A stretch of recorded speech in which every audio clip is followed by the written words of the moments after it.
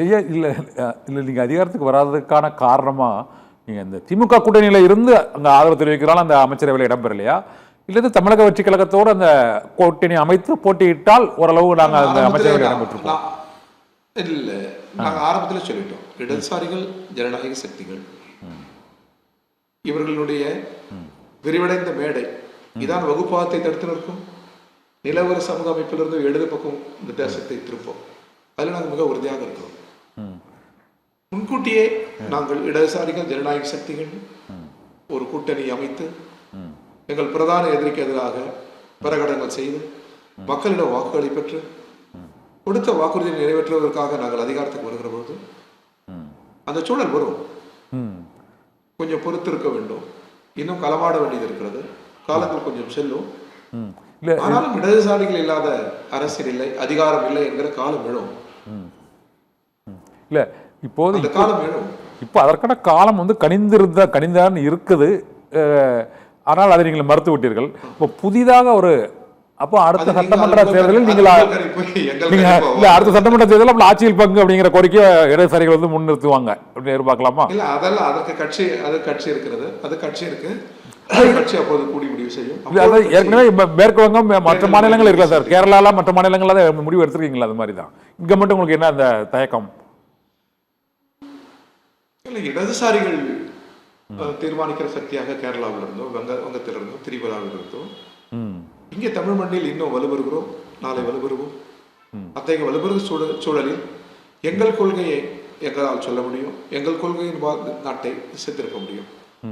வெறும் அமைச்சரவையில் நோக்கம் கொள்கை தான். அந்த கொள்கை வழியில் நாட்டை திசைத்திருப்பதற்கு, மெல்ல மெல்ல இடது பக்கம் திருப்பதற்கு நாங்கள் முயல்வோம். அந்த காலமும் வரும், எழும்.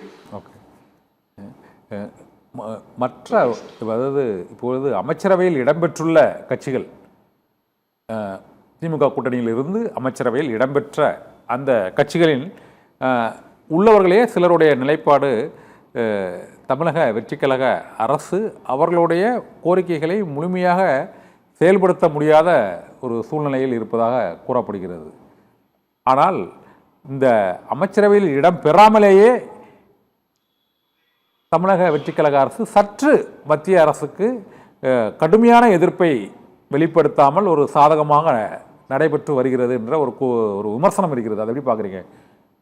அது ஆளுநர் நிகழ்ச்சியாக கொண்டு அதனால் அது ஒரே ஒரு உதாரணம் மட்டும் சொல்லிடுறேன். என்னென்னா, அந்த தமிழ்தாய் வாழ்த்து மனோன்மணியம், அந்த நீராரம் கடல் கொடுத்த பாடலை ஏற்றிய மனோன்மணியம் சுந்தரனார் பல்கலைக்கழகத்தில் அந்த பல்கலைக்கழகத்தின் துணைவேந்தர் ஒரு 3 நாட்களுக்கு முன்னதாகவே சொல்லிவிடுகிறார், 3ஆவதாகத்தான் தமிழ்தாய் வாழ்த்து பாடப்படும் என்று.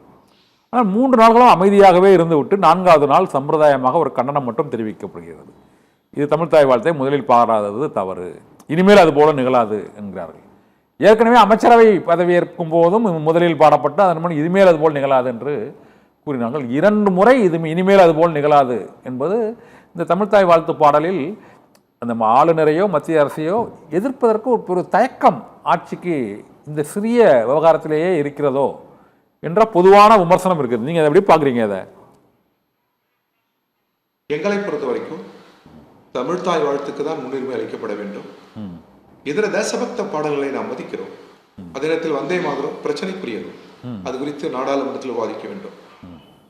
நாடு மொழி வழி தேசிய இனங்களின் கூட்டி செய்வதுதான் இந்தியா. எனவே அவரவர் தாய்மொழி தான். எனவே தமிழ் முன்னுரிமை பெற வேண்டும், முதலிடம் பெற வேண்டும். எத்தனை தேச பக்தி பாடல் என்றாலும் அதை நாம் மதிக்கிறோம். தமிழகம் மதிக்கிறது, எங்கள் கட்சி மதிக்கிறது. தமிழ்தான் முதலிடம், தமிழுக்கு தான் முன்னுரிமை என்பதில் தமிழக அரசு உறுதியாக இருக்க வேண்டும் என்று நாங்கள் கேட்டுக்கொள்கிறோம். ஒன்றிய அரசும் தங்கள் பிடிவாத போக்குகளை மாற்றிக்கொண்டு அவரவர் மாநிலங்களில் அவரவர் மொழிக்கு முன்னுரிமை அளிக்க வேண்டும் என்பதையும் நாங்கள் வலியுறுத்துகிறோம். இதுதான் எங்கள் நிலை. ஓகே, நிறைவா ஒரு கேள்வி. ஒரு பெரிய ஒரு திராவிட இயக்கங்கள் இல்லாத ஒரு புதிய அரசு, ஒரு மாற்றத்தை எதிர்பார்த்த ஒரு அரசு ஏற்பட்டிருக்கிறது. நீங்கள் எதிர்பார்த்த மாற்றங்கள் நிகழ்ந்து கொண்டிருக்கிறதா, நிகழ்ந்து விட்டதா, நிகழுமா, என்ன நடக்கும்னு நீங்க எதிர்பார்க்குறீங்க? உங்களுடைய மதிப்பீடு என்ன? அரசியலில் ஆறுடங்கள் கணிப்புகள் என்பதை விட நடைமுறை தான். அதுக்கு நாம் பொறுத்திருப்போம். இப்பொழுதுதான் 2 மாதங்கள் கூட நிறைய வரவில்லை. இந்த ஆட்சியை பொறுத்திருந்து பார்க்கிறோம்.